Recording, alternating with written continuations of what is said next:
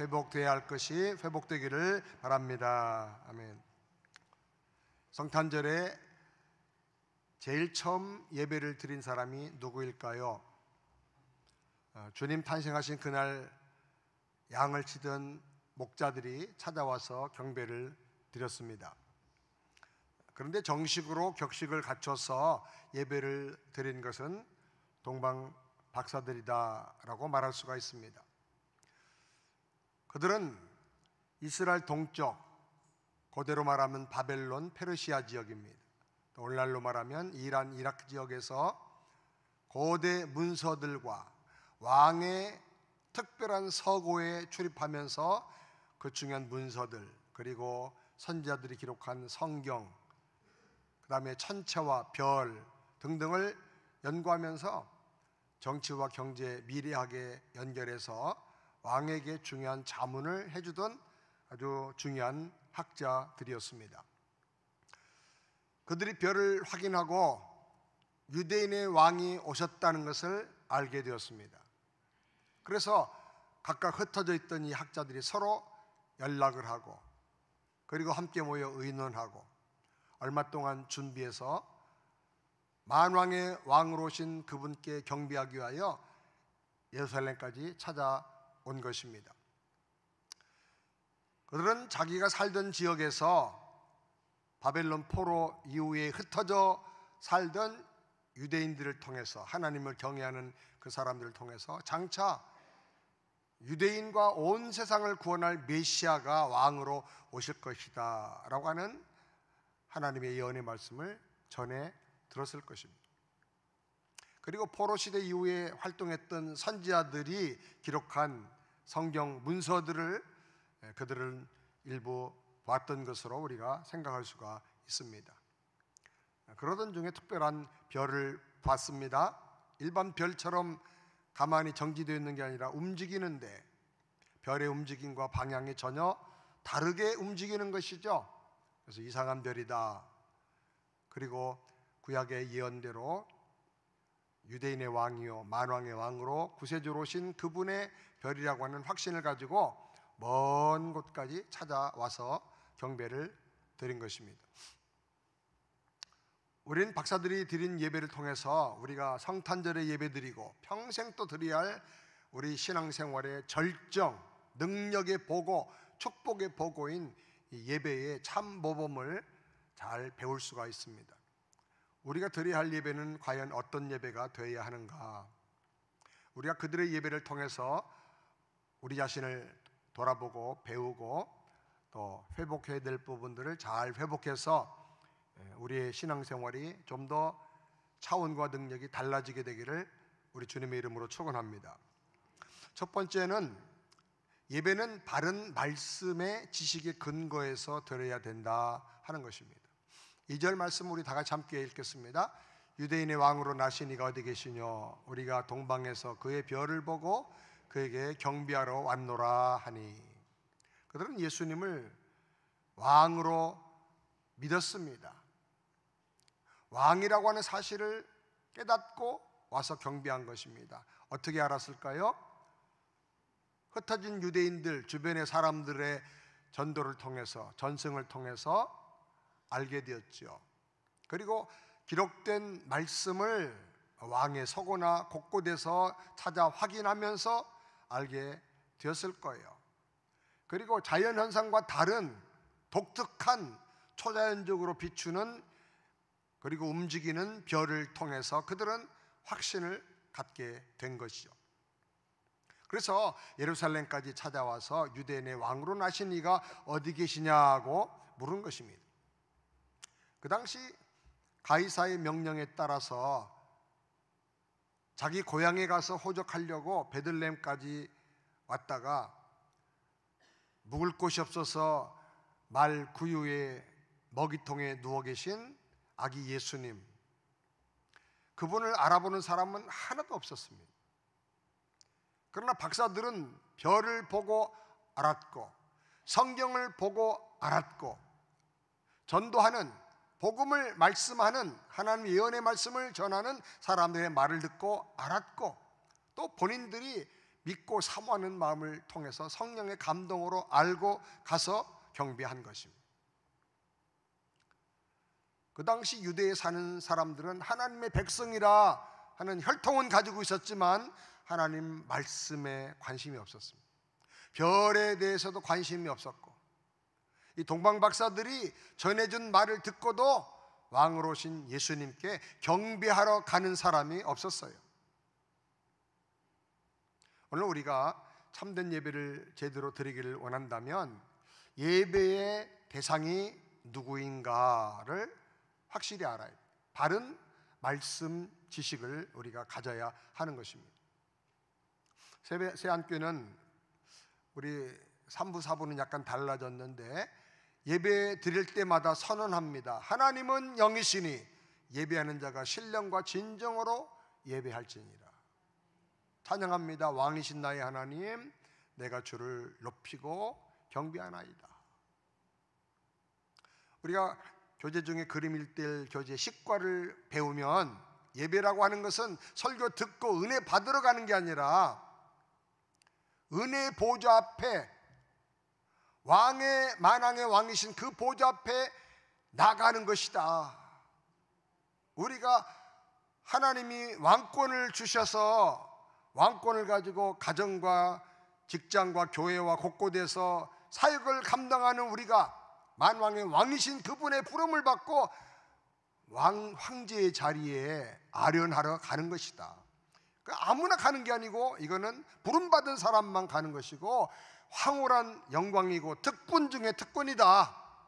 이걸 우리가 깨닫게 됩니다. 그래서 이걸 아는 사람, 구원받은 사람들은 예배를 바로 드립니다. 예배 드리는 자세가 다릅니다.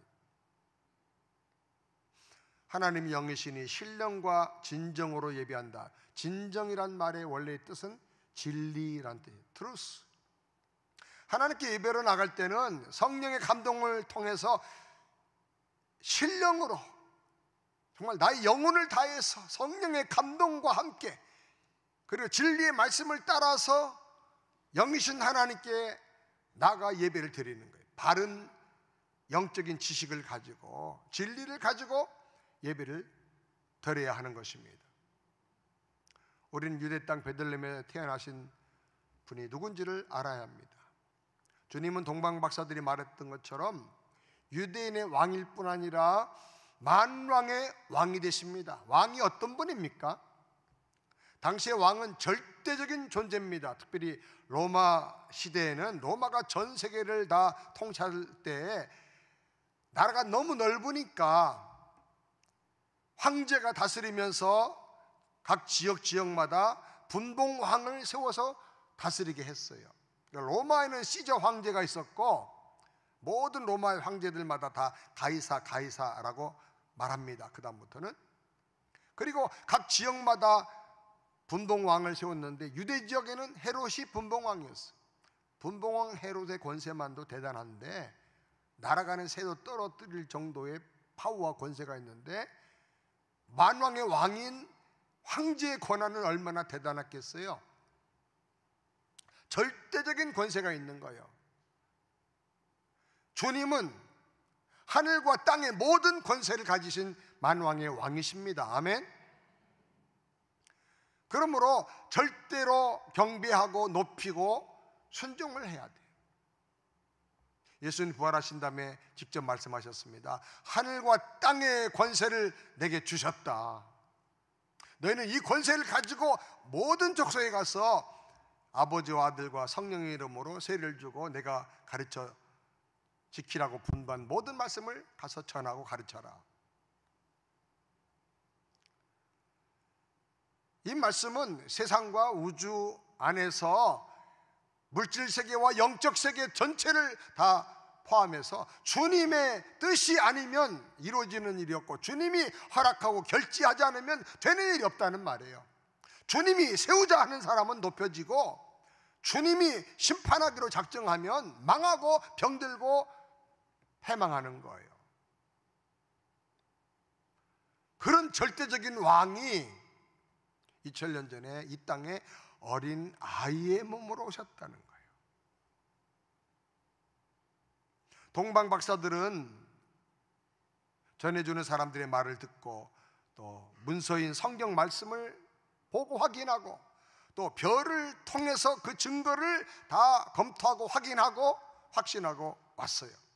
말씀대로 오신 그분이 메시아인 것을 확신하고 많은 희생을 하면서 왕께 와서 경배를 드렸어요.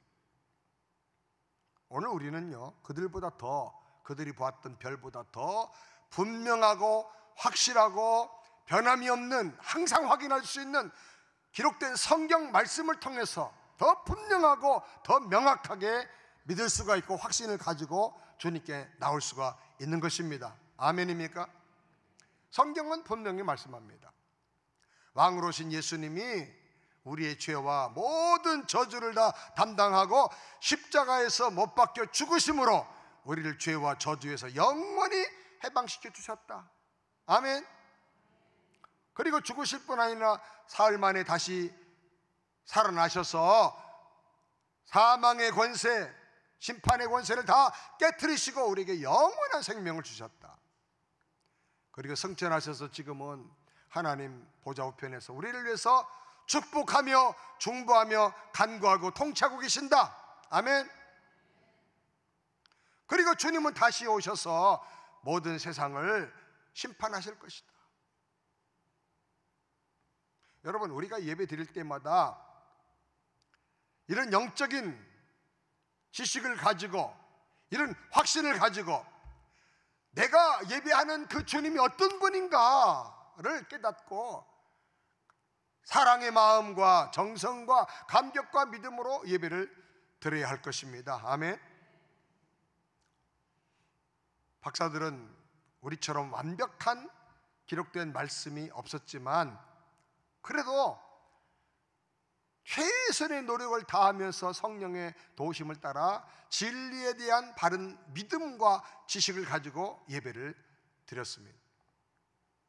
우리도 하나님이여 영이여 살아계신 전능하신 나의 구원자 만왕의 왕이고 우리 삶의 주인 되시는 주님께 믿음을 가지고 각별한 마음을 가지고 최선의 예배를 드리는 저와 여러분이 되기를 우리 주님의 이름으로 축원합니다. 두 번째로 사랑의 수고와 희생이 담긴 감격스러운 예배를 드려야 합니다. 1절 말씀 우리 다 같이 함께 읽겠습니다. 헤로드 왕 때에 예수께서 유대 베들레헴에서 나심에 동방으로부터 박사들이 예루살렘에 이르러 말하되, 이 박사들은 메시아여 왕이신 주님께 예배드리기 위해서 엄청나게 많은 것을 희생했어요. 동방에서 왔다 했는데 얼마나 먼 길을 왔는가? 학자들에 의하면 최소한도 700km 그리고 최대한으로는 1600km 이상 되는 거리를 그들이 걸어서 또는 낙타를 타고 왔다고 그렇게 생각을 합니다. 그 먼 길을 온 이유가 뭐냐면 왕으로 나신 그분께 한 번 경배하고 돌아가는 거예요. 자기들의 믿음과 사랑을 고백하고 돌아가는 그 한 가지 목적을 위해서 오신 거예요. 이렇게 예배라고 하는 것은 이렇게 중요한 거예요. 얼마나 많은 시간이 들어갔겠습니까? 학자들이 하면 쉬지 않고 와도 최소한도 40일 이상 걸렸을 것이다 라고 말합니다. 근데 우리가 성경에 보면 별이 계속 나타나 있는 게 아니고 보이다가 사라졌다가 그래요.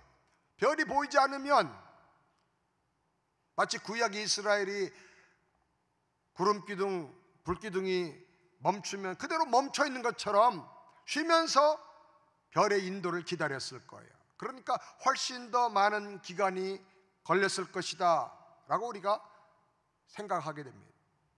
얼마나 피곤했겠어요. 헤롯이 나중에 박사들의 얘기를 듣고 2살 아래의 아이들을 다 죽인 걸 보면 이 동방 박사들이 40일이 아니라 2년 걸려서 예수님께 왔을지도 몰라요. 얼마나 힘들었겠어요? 혼자 온 게 아니죠. 안내하는 사람 동반하고 그리고 짐을 운반하는 수많은 사람들을 또 데리고, 그리고 이걸 또 강도 도적으로부터 지켜야 되니까 경호하는 사람들 데리고 수많은 학자들이 온 것이죠. 예루살렘에 그들이 왔을 때 예루살렘 성이 소동했다 그랬어요. 한두 명이 와서 왕에게 말하고 돌아가면 뭐 그런 일이 일어날 수가 없어요. 그때 들어오면서부터, 그 무리가 들어오면서부터 성이 다 주목한 거예요. 소동한 거예요. 왜 왔냐? 그러니까 유대인의 왕으로 나신 분을 우리가 경배하기 위해서 왔다고 말하는 거예요. 이런 엄청난 사람들이 여러 나라 국경을 넘으면서 얼마나 힘들고 위험한 일을 많이 당했겠습니까?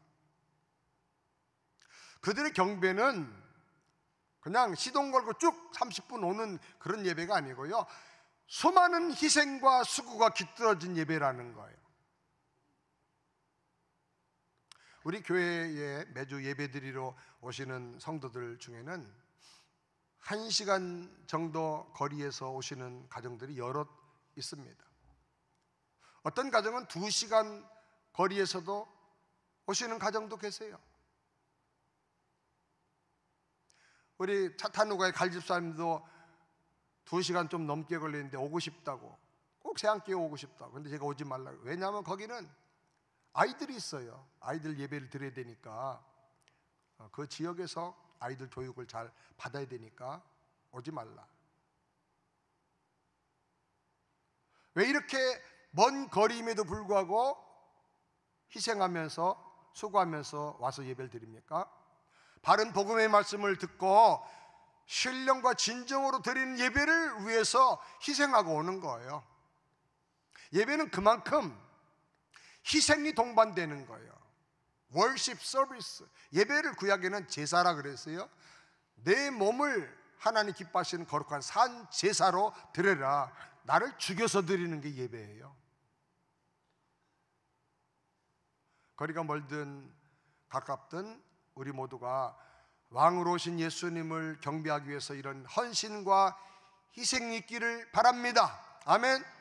나를 죽여서 드리듯이 드리면, 로마서 12장 1절의 말씀은 산 제물로 나가는 거 이상한 거예요. 예배 드릴 때 나를 죽여서 예수 안에서 같이 드리면 주님께서 다시 살려서 산 제물이 되어서 나가게 해주시는 거예요. 주님 앞에 나올 때 시간도 드리고 물질도 드리고, 바쁘고 피곤하더라도 힘을 내서 마음을 새롭게 해서 예배를 드리기를 바랍니다. 바른 예배를 드리기 위해서라면 손해볼 각오도 하고 위험도 각오하고 희생도 해야 되는 것입니다. 우리 세안의 성도들은 진정한 참 예배자가 되기를 바랍니다. 예배가 우리 인생의 신앙생활의 최고 절정입니다. 거기서 모든 축복과 능력과 비전과 지혜가 나오는 것입니다. 예배의 성공자가 되기를 주의 이름으로 축원합니다. 우리를 돌아보면 때때로 이런 헌신과 희생의 부분에 있어서 좀 모자라고 부족할 때가 참 많아요. 비가 오거나 날이 안 좋으면 그냥 예배 생략하는 분들도 종종 있는 것 같아요. 좀 피곤하면 아주 드러누워버리는 사람도 있어요. 예배 드리려다가 길이 막혔다고 돌아가는 사람도 있다는 얘기를 들었어요.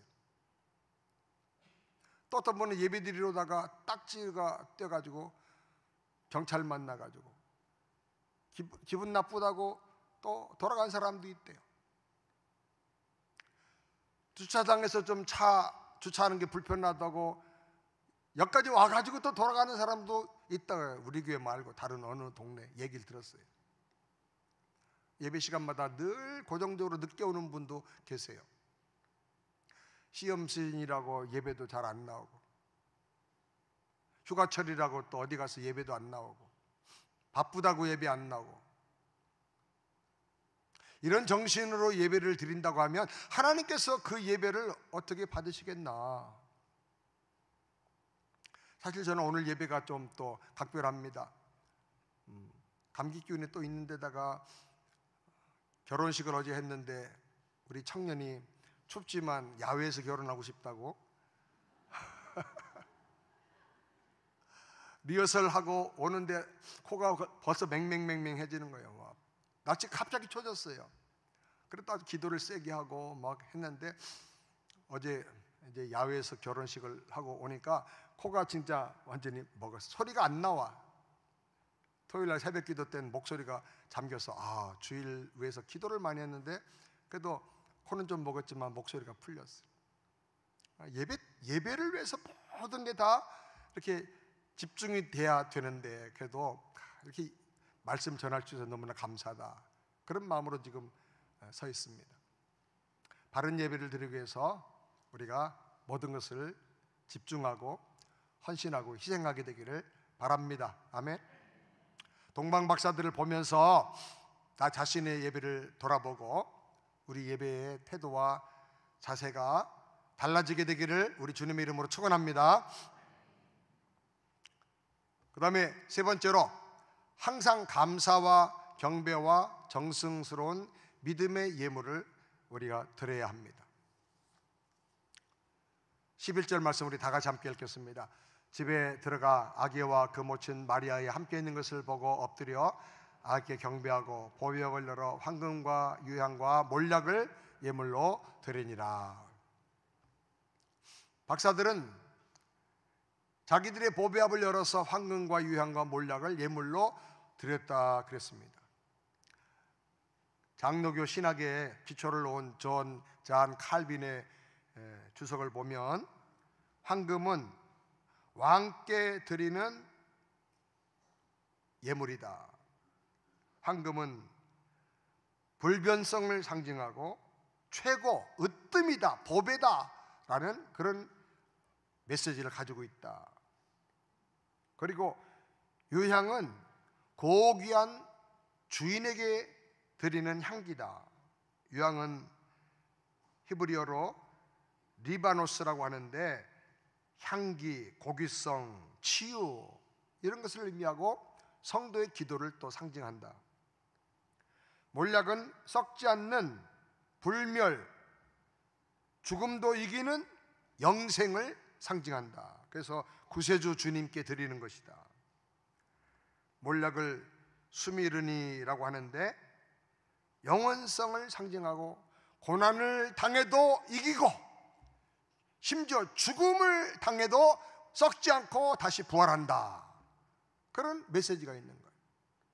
그러니까 황금과 유향과 몰약 그냥 귀한 거 갖다 드린 게 아니고 대충 아무거나 택해서 드린 게 아니고 우리에게 오시는 메시아 그분이 어떤 사역을 하는 분인가, 구약에서 어떻게 말씀하고 가르치는가를 최대한도로 그들이 연구하고 묵상해서 거기에 걸맞는 믿음의 표현, 감사와 경배의 표현을 드린 것입니다.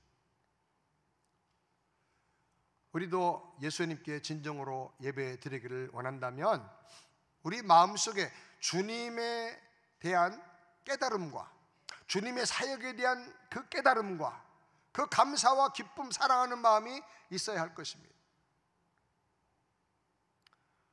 뭔가 감사를 고백하기 위해서 드리는 예물이 필요한 것입니다.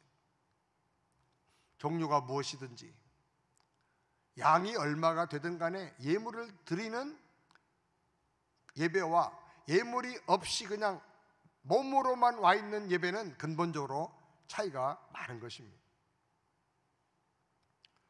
그래서 우리가 예배를 드릴 때마다 헌금을 드리는데 중요한 것은 거기에 담겨 있는 믿음의 고백이 중요한 거예요. 황금, 예수님은 나의 왕이고 만왕의 왕이십니다. 주님보다 더 영광스러운 분은 없습니다. 내 생애 최고의 가치는 주님입니다. 아멘. 몰약, 주님은 나에게 영원한 생명을 주시는 주님입니다. 나는 세상의 고난과 심지어 죽음을 당해도 나는 반드시 예수 생명으로 살고 승리할 것을 믿습니다. 예수님은 나의 유일한 구세주입니다.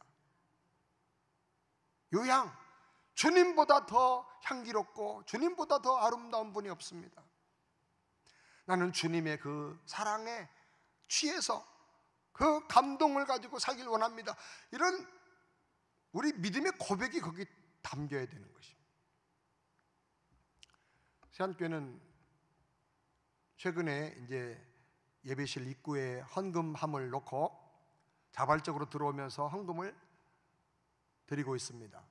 억지로 하지 않고 외식으로 하지 않기 위해서 그렇게 하기도 하고, 또 우리가 코비드 중에 또 감염을 예방하기 위해서 그렇게 하기로 했습니다. 근데 솔직하게 걱정하는 분들이 좀 많이 있었어요.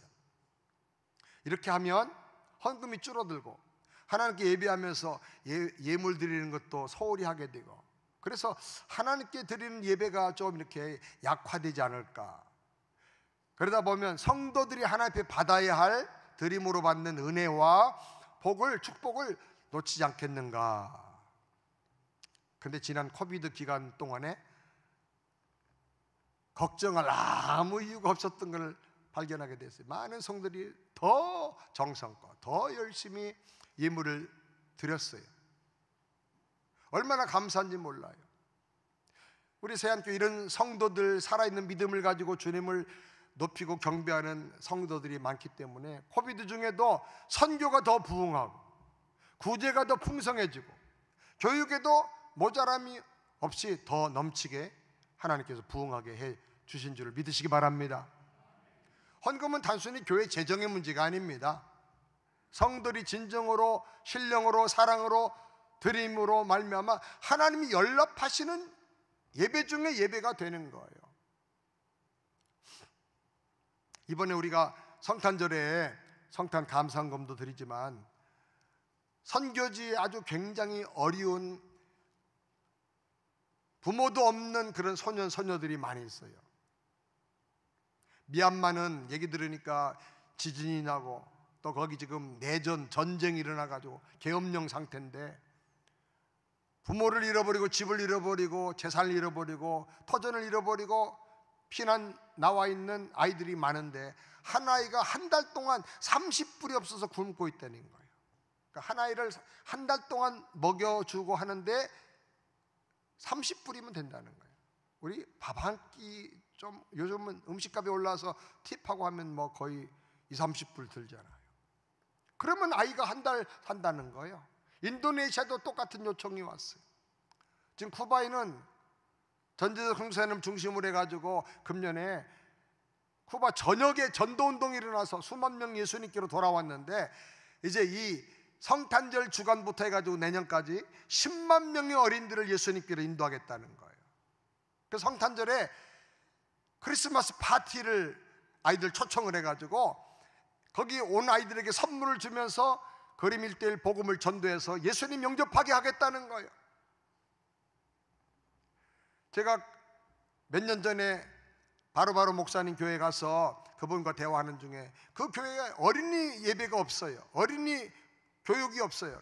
왜 어린이를 안 하냐 그랬더니 엄마가 아빠가 교회 나오면 애들 다 따라온다는 거예요. 아이들한테 별로 신경 안 쓰는 거예요. 그래서 이 공산주의에서 이 어린이들을 무시하고 가난하니까 무시하고 그랬던 것 같아요. 그래서 제가 그랬어요. 어린이들에게 복음 안전하려면 우리는 당신을 도울 수 없다 그랬어요.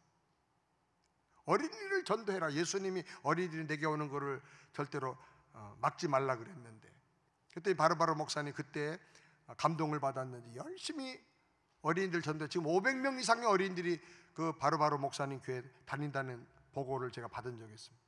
근데 이번에 그런 마음들이 쿠바 전역에 퍼져가지고 우리 전재석 선교사님이 또 아주 헌신을 하면서 10만 명의 어린이들을 예수님께로 인도하겠다는 거. 할렐루야. 그래 이번에 성탄절에 그 아이들에게 복음을 전하는 거예요. 또 1월달에 10년에 또 초청하고 다양한 방법으로 초청을 해가지고 복음을 전하겠다는 거예요. 그래서 우리가 개인이 하든지 아니면 가족이 하든지 힘써서 한 사람이 한 아이들을 맡아서 선물을 보내주면 좋겠다. 성탄절 헌금도 감사헌금도 하나님께 드리지만은 하나님의 마음이 어디로 향하고 있어요? 예수님 이 땅에 오신 이유가 뭐예요? 영혼들을 구원하기 위해서 오신 거예요. 물론 어른들도 전도해야 되지만은 더 시급한 것은 어린이들을 전도해야 돼요. 신령과 진정으로 예배를 드리면서 주님의 마음을 기쁘게 하는 저와 여러분이 다 되기를 주님의 이름으로 축원합니다. 마지막 네 번째로 참된 예배자는 반드시 하나님 말씀에 순종함으로 변화가 돼야 된다는 것입니다. 12절 말씀 우리 다 같이 함께 읽겠습니다. 꿈에 헤로데게로 돌아가지 말라 지시하심을 받아 다른 길로 고국에 돌아가니라. 박사들은 처음 유대인의 왕이니까 예수님은 반드시 왕궁에서 태어나실 거야 라고 생각을 하고 예루살렘으로 찾아갔습니다. 근데 거기 가서 서기관들의 말에 의하면 성경에 유대 땅 베들레헴에서 메시아가 나신다는 예언이 있다는 것을 그들이 배우게 됩니다. 그래서 베들레헴으로 가서 아기 예수님을 만났습니다. 그들이 왕궁을 떠날 때 헤롯 왕이 불러서 조용히 말하기를 만약에 메시아를 만나면 발견하면 나에게 와서 알려달라. 나도 가서 경배하기를 원한다 라고 말했습니다. 근데 사실은 헤롯은 자기가 왕인데 유대의 왕인데 유대의 왕이 또 낫다고 하니까 이건 내 왕권을 도전하는 거다, 위협하는 존재다라고 생각하고 아기를 제거하고 죽이려고 마음속에 결심을 한 겁니다. 근데 박사들이 누가 그걸 알겠어요? 그거 아는 분은 오직 하나님이고 헤롯 왕밖에 모르는 거죠. 박사들이 아기 예수께 와서 경배하고 돌아갈 때 하나님께서 꿈에 지시하시고 말씀해 주셨어요. 헤롯에게로 가지 말고 다른 길로 가라고 하셨어요. 그때는 박사들이 그 이유를 몰랐어요. 오히려 이해가 안 됐어요. 그들 생각할 때는 헤롯 왕에게 알려줘서 왕도 와서 경배하고 신하들 다 와서 경배하고 온 백성이 다 경배하면 온 세상에 예수님 복음이 더 빨리 전해질 거라고 생각을 했어요. 왜? 헤롯의 생각을 몰랐기 때문에. 근데 하나님은 아시니까 다른 길로 가라고 말씀을 하신 거예요. 이때 박사들은 자기들의 지식과 생각과 판단을 버리고 하나님 말씀에 순종했어요. 헤롯의 말을 듣지 않고 하나님 말씀에 순종한 것입니다. 그래서 아기 예수님을 헤롯의 음모에서부터 보호하고 하나님의 뜻을 이루고 예수 그리스도의 이 구원의 복음이 온 세상에 전파되는데 그들이 아름답게 쓰여지게 된 것입니다. 예배는 이렇게 순종함으로 결론이 내려져야 돼요.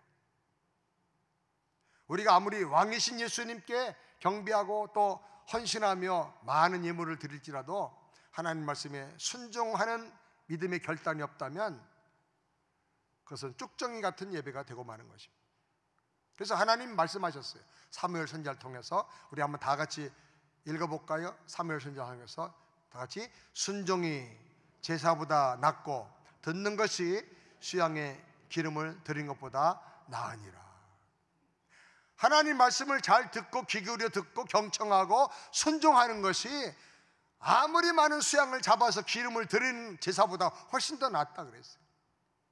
이사야 선지자를 통해서는 나에게 더 많은 그런 재물을 가져오지 말아라. 나는 너희들이 드리는 고기와 재물에 아주 내가 질렸다.